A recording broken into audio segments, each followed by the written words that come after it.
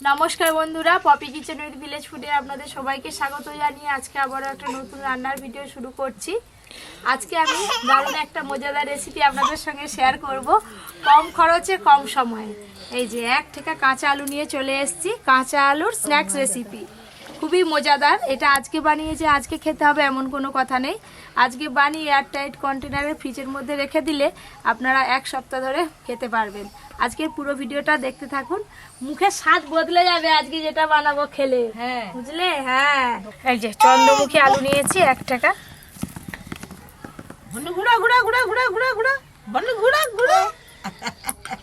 কোনটা নেবে মা? বলে দে। ও পরি, তুমি কি সবাইকে বোকা দিবে নাকি? এসে দেখতে পাচ্ছি এখানে মাছ মাংস মাংস কিছুই নেই। হ্যাঁ, তাহলে কি হবে? তাহলে নিরামিষ। দারুণ স্বাদের পপি স্ন্যাক্স রেসিপি করতে চলেছে। আলুর খোসাগুলো একদম পরিষ্কার করে প্রথমে ছাড়িয়ে নেব।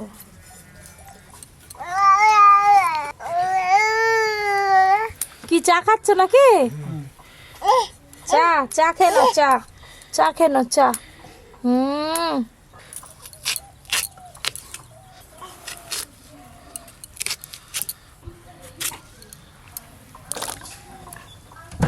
এক বছর আগে কাঁচা পেঁয়াজের স্ন্যাক্স হয়েছিল জানো তো, আবার আজকে আলু দিয়ে হবে তো ভালোভাবে খাওয়া যাবে।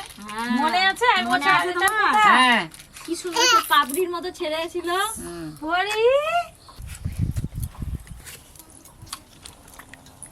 এই যে এইরকম সাইজের করে আলুগুলোকে কাটতে হবে। আরে কি এত করে কি করে ভাবিস বলতো? কেন? কোনটা কি হবে না হবে পরপর দৈনিক এত মনে করিস কি করে? আমি তো ঘরে ভাবি, আমি উঠে সন্ধ্যে থেকেই মনে করে সারা দিন। দাদুর কথা শুনে হাসতেছে। সব লঙ্কাগুলো ছোট ছোট করে কেটে নিলাম। তুমি তো এটা ঘরেই করে ফেললে। এইগুলো দোকানেও কিনতে পাওয়া যায় জানো, প্যাকেটে করে। পরি এখন এত কথা বলা শিখেছে নিজে নিজে, কি যে ভাষায় কি কথা বলে তার ঠিক নেই, কেউ বুঝতে পারে না। কেউ বুঝতে পারবেন না। আলু নিবি বলু, বকে দে, বকে দে, বকে দে, বলে বকে দে, বকে দে দাদা। এই আলুগুলো হলেই হয়ে যাবে। দিদি, আজকে তোমার আদা রসুন পেঁয়াজ বাটা বাটিও নেই, কাটাকাটি কিচ্ছু নেই। যাই আলুগুলো 2-3বার করে ধুয়ে নিয়ে আসি। গল্প আর খাওয়া। মা চলে গেছে, চলে গেছে। টাটা কর দাও, টাটা কর দাও মাকে, মাকে টাটা কর দাও। Tata tata. বকে দে। কি হচ্ছে? গান হচ্ছে? নপুর বাজছে না। কি ছমছম নপুর বাজে। ওই যে নদী বাজাচ্ছে। আলু ধুয়ে নিয়ে চলে এলাম। এই যে কাঠি কাবাবের স্টিক নিয়েছি, এগুলো জলে আগে থেকে ভিজিয়ে রেখেছিলাম। তো এইগুলোতে একটা একটা করে আলুর পিসগুলো গেঁথে নেব। কি তুমি নেবে? বাবা না, নিতে নেই। দিদি শুরু করে দাও, দেখো না এটা বানানো কত সহজ।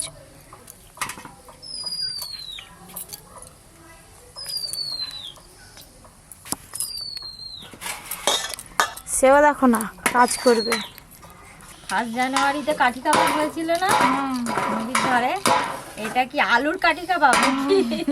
হ্যাঁ, আরে নতুন নতুন ডিজাইনের তো হচ্ছে। এটা শিক কাবাব, এটা কাঠি কাবাব। এটা আলু কাবাব। হ্যাঁ, এই যে আমারও একটা হয়ে গেছে। এই দেখুন বন্ধুরা, দুজনে দুটো তৈরি করে নিলাম। এইভাবে সবগুলো আগে তৈরি করে নেব। এটা যে খুবই সহজ, সবাই পারবে। আমি তো শুধু আলু দিচ্ছি, আপনারা চাইলে এর মাঝখানে খানে ক্যাপসিকামও দিতে পারেন। আমরা তো এদিকে কাজে ব্যস্ত, আর পরিও কাজে ব্যস্ত। দেখো না কি কাজ করছে, দেখো না রান্না ঘরকে একদম। হ্যাঁ দেখো না, হ্যাঁ করি নখ দিয়ে খড়ি খড়ি কি করবে দেখো। হয় হয়, এ নাও আবার একটা হয়ে গেল।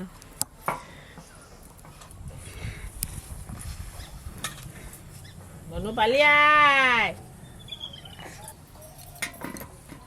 যতগুলো আলু কাটা আছে সবগুলোই কাঠিতে গেঁথে নিবে। হয় অনেকগুলোই হবে।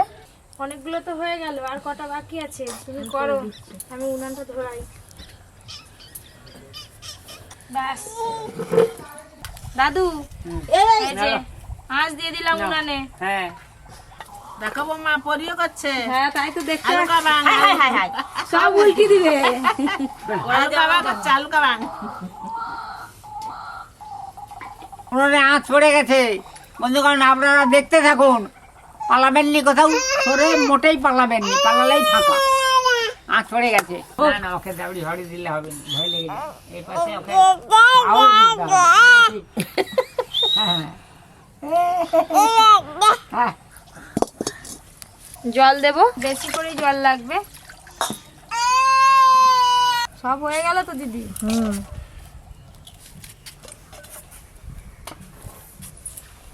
পরিমাণ মতো লবণ দেব আর দেব হলুদ গুঁড়ো। আমার রান্নাঘর থেকে নিচে নেমে গিয়ে ঘাস উঠোনে খুব ঘাস হয়েছে, ছিঁড়ছো? এবার কাঠিতে যে আলুগুলো গাঁথা রয়েছে এইগুলো জলের মধ্যে দিয়ে দেব।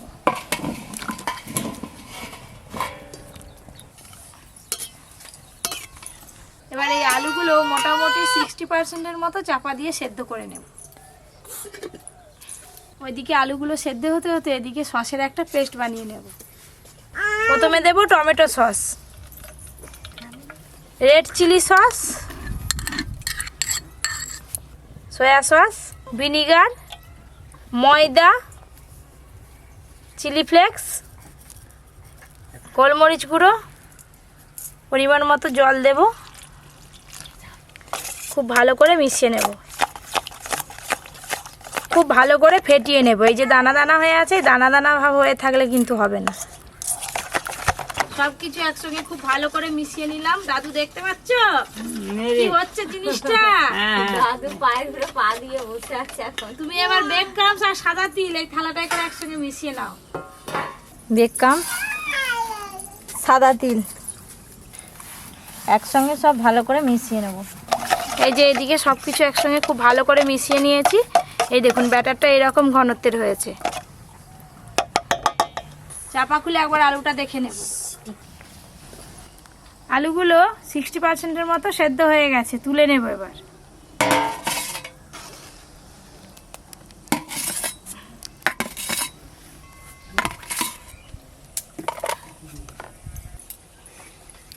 এই যে ভালো করে মিশিয়ে নিলাম। এগুলো তো ছাঁকা তেলে ভাজতে হবে, একটু বেশি করে তেল দিয়ে তেল গরম করে নেব।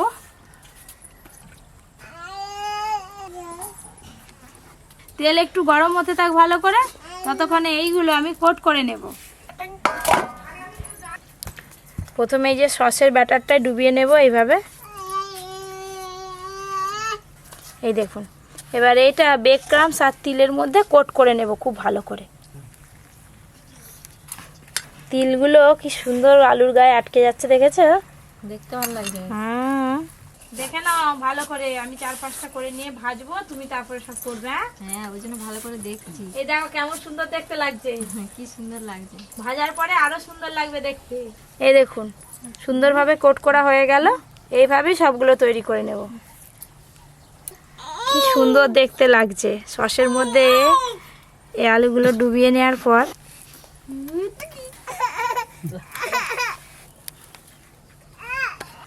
এই যে সুন্দরভাবে কোট হয়ে গেল আবার একটা।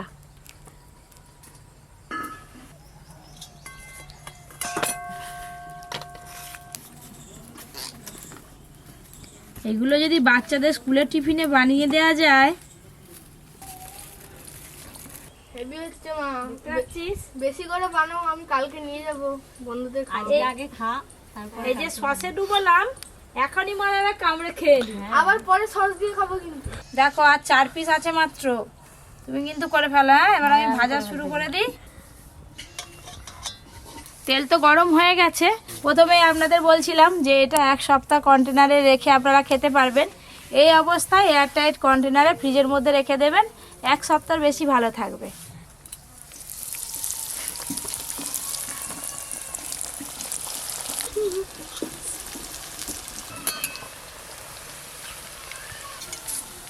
একবার করে উল্টে দেব।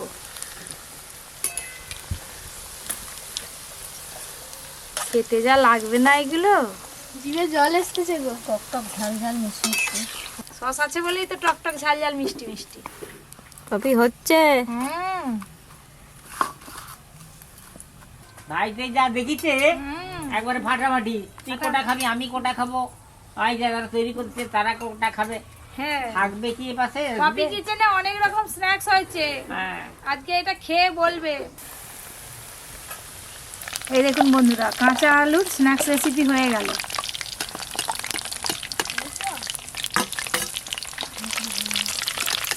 দেখ চন্দন, তিলগুলো কিন্তু একটাও পুড়ে যায়নি, সাদা সাদা হয়ে আছে, এরকম করেই ভাজতে হবে।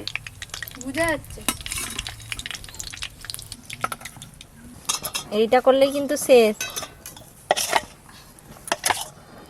এইগুলো একবারেই ভেজে নেব।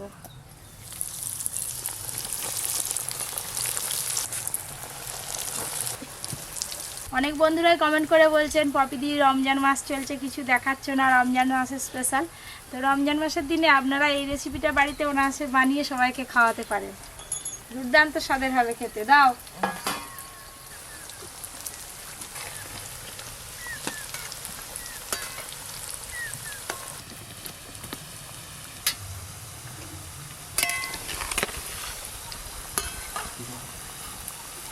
এইগুলো ভাজা হয়ে গেল, এবার তুলে নেব।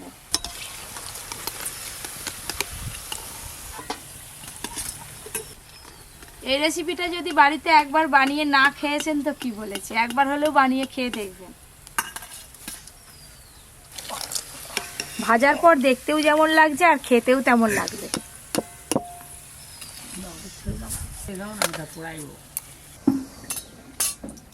প্রথমেই কিন্তু আমি নিয়ে নিয়েছি, যে নাও দাদুকে সবার লাস্টে দেবে। আর দাদু আজকে আমাকে দিতে হবে নি, তুমি খাও। হ্যাঁ আমি খাবো। হ্যাঁ। আজকে আমি আর অর্জুন দুজনে একসঙ্গে খাবো, ওই করে দুটো নিলাম। দাদু তো সস খাবে না, দাদু এমনি খাবে। এরকম সসে ডুবিয়ে খেতে হবে। কেমন হেভি লাগছে? লাগছে, হেভি। এতদিন কাঠি কাবাব খেয়েছি, আজকে আলু কাবাব খাচ্ছি। আলু খাবো। আমি তো কোনোদিন খাইনি, আজকে খেয়ে দেখি। খেয়ে দেখো, আবার খাবে। হেবি লাগছে। তিলটা কড়মড় চড়মড় ফটফট বড়বড় করতেছে। কড়কড় করতেছে, বেক ক্রামস আছে, বেক ক্রামস আর তার সাথে তিলের স্বাদ দুটোই পাবে। আর সসে দিয়ে দেখো, খেয়ে হেভি লাগবে। দাদু খাও। পনিরের মতোই টেস্ট। খুব আলুটা সিদ্ধ হয়েছে ভালো, আর বেশ আমার সব থেকে কর্মটা নেইটা খাচ্ছি, খুব ভালো লাগছে, এইটা আমার খুব আনন্দ ও লাগে। কুড়মুড় কুড়মুড় করছে, সসে ডুবি খা। গরম গরম। আজকের এই স্ন্যাক্স রেসিপিটা আপনাদের কেমন লাগলো অবশ্যই কমেন্ট করে জানাবেন। এরকম আরও অনেক নিত্য নতুন রেসিপি পেতে Poppy Kitchen with Village Food চ্যানেলটি সাবস্ক্রাইব করে পাশের ঘন্টিটা ক্লিক করবেন। সবাই খুব ভালো থাকবেন, সুস্থ থাকবেন, সাবধানে থাকবেন।